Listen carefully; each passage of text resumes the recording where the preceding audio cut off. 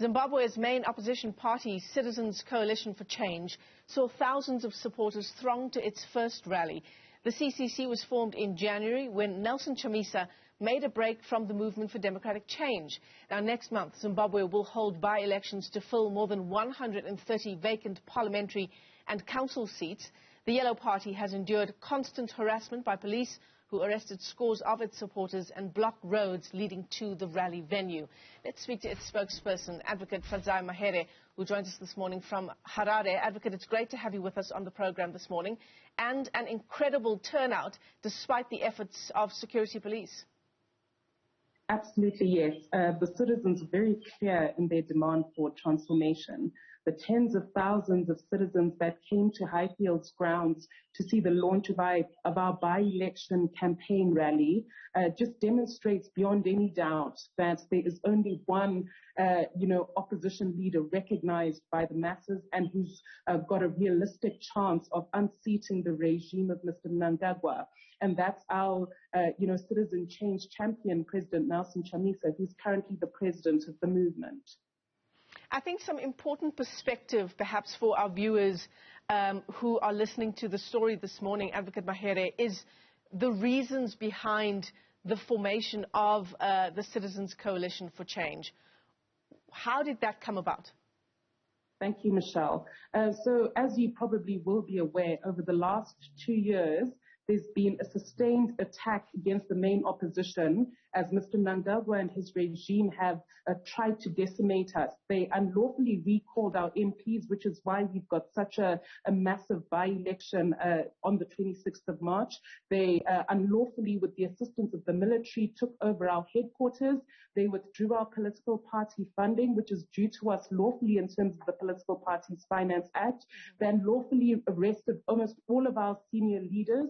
We've seen a lot of our youths who are participating in all sorts of peaceful demonstrations be incarcerated for long periods.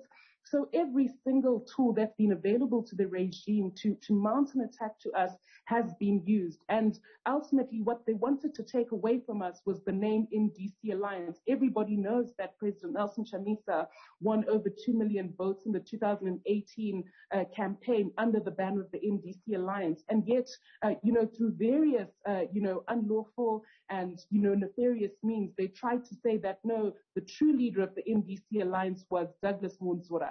So faced with a threat against, the name of the party, we decided to make a complete, clean break from anything to do with the MDC Alliance, which saw the announcement of a brand new party on the 24th of January 2022, the Citizens Coalition for Change, which is no longer a red party. It is a yellow party with a brand new philosophy, vision, new structures, new leadership, which is going to be unveiled, a brand new constitution, and it mounts a completely clean break from the toxic politics of the MDC Alliance, which has effectively been captured by Mr. Mnangagwa and his regime, illegitimate regime. So it's that disputed presidential election, as you say, from 2018, the courts later ruling that Nelson Chamisa was not the legitimate leader of the MDC, and of course, he was no longer the leader of the MDC's members in Parliament, not able to use the party's headquarters or to access state funding.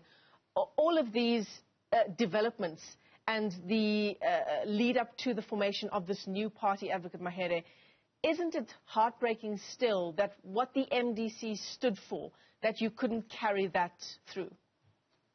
Well, it's not heartbreaking because the people know who their leaders are. The people know who the true leaders who carry the values that were espoused originally by the MDC in 1999 are. So while the MDC as a political formation is absolutely dead, what remains alive is the desire to see democratic change in Zimbabwe through leaders who aren't captured by the regime, who aren't going to be co-opted into returning Zimbabwe into a one-party militarized state, into leaders who believe in ethical leadership and want transformation for the country, and who aren't going to sell out for a few pieces of silver.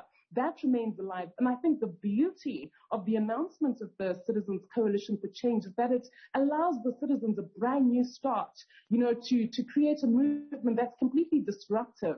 And President Nelson Chamisa was very clear at the rally on Sunday that this new movement will not see business as usual in the political space. Our aim is to inspire hope and a thirst for change. We're going to mount a full campaign where alternative policy formulation, which puts the citizens first, will be at the core of everything that we do. We're going to return all citizens, to the center of decision-making, wide consultation. So all the toxicity that you even saw with the MDC Alliance is no longer going to be present. This is an opportunity for us to make a complete restart and introduce a new way of doing politics that, where every citizen feels included, regardless of their race, their tribe, their creed, their color. Everybody's got a chance to participate in building a Zimbabwe that we can all be proud of. I mean, that is the hope, surely. That is how things will unfold in an ideal world. What does that journey look like, though, when you're fighting against an entire state apparatus?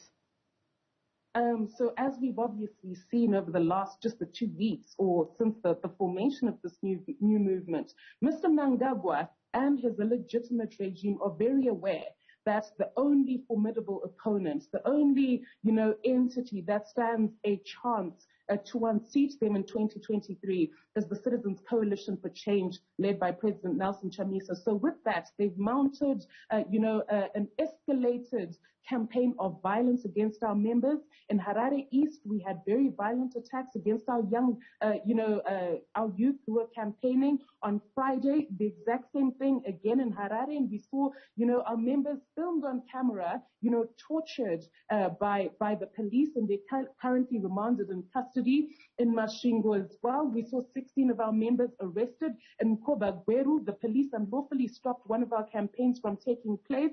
We saw just last week the arrest of Honorable Tendai Biti, the unlawful summoning to court of Honorable Amos Chibaya. We still have sustained, unlawful, incarceration and political cases against a number of our leaders, which have simply not ended.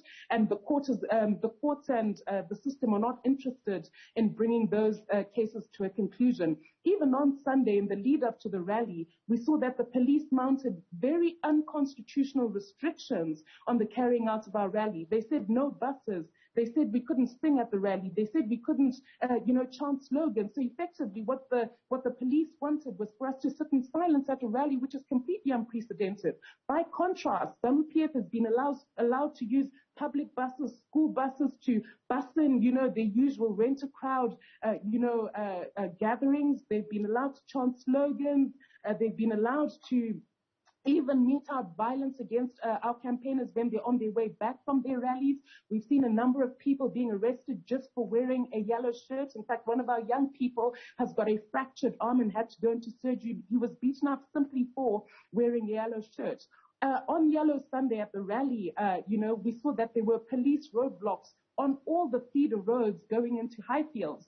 The police simply did not want people to make their way there. And people said, fine, we'll walk. People parked their transport, parked their cars and said, look, nothing is going to stand in the way of us, going to the rally and making a clear statement to the regime that we demand transformation and we're prepared to pay the cost to ensure that we see democratic change in Zimbabwe. So those by-elections that are scheduled for the 26th of March, 130 vacant parliamentary and council seats to be filled.